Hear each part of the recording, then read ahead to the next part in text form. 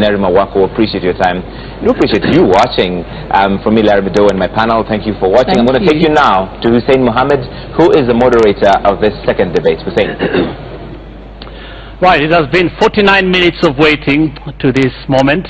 Neither of the two running mates is here, and Debate Media Limited has taken a decision. And that decision is as follows. Debate Media Limited declares a no-show for the second of two editions of the running mates debate. The next debate is the presidential debate on Monday, the 24th of July 2017, between President Uhuru Kenyatta and NASA presidential candidate Raila Odinga. But we leave you tonight with this statement. On the 9th of May, the steering committee of the presidential debates made the preliminary announcement of its plans to stage this year's presidential debate. Now, this was not an entirely new concept in the country, having been successfully introduced in 2013 by the mainstream media in the country.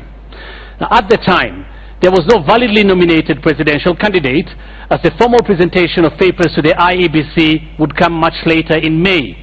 The steering committee recognized that this process required a great deal of time and resources to put together, and the earlier the preparations began, the better it would be for everyone.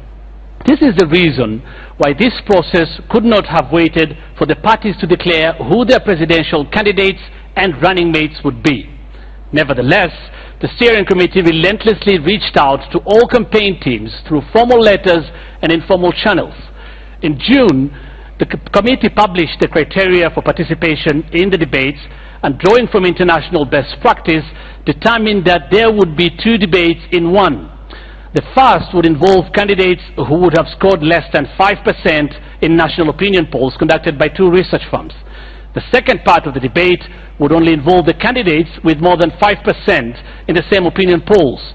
This approach was aimed at ensuring that Kenyans got ample opportunity to hear from the candidates who stood a mathematical chance of ascending to the positions of president and deputy president. But in so doing, the committee wanted to be as inclusive as possible in the debates. This is why, even when the candidates with less than 5% support were still scheduled to have their own debate. The first response to this criteria came from 6 presidential candidates who castigated it as discriminatory, insisting that they wanted to share the stage with the other 2 candidates who were now perceived as frontrunners. As a matter of fact, one of the candidates took the organizers of this debate to court to challenge the criteria. The suggestion that the campaigns did not know about these debates is therefore at best dishonest. These debates have never been about individual candidates. They have never been about any one or two political parties.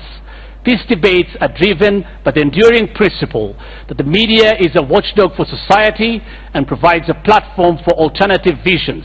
This is why we are committed to doing this debate, whether one or two candidates chose to stay away. We believe that as media, we have discharged our duty. I'm Hussein Mohammed. Have a good night.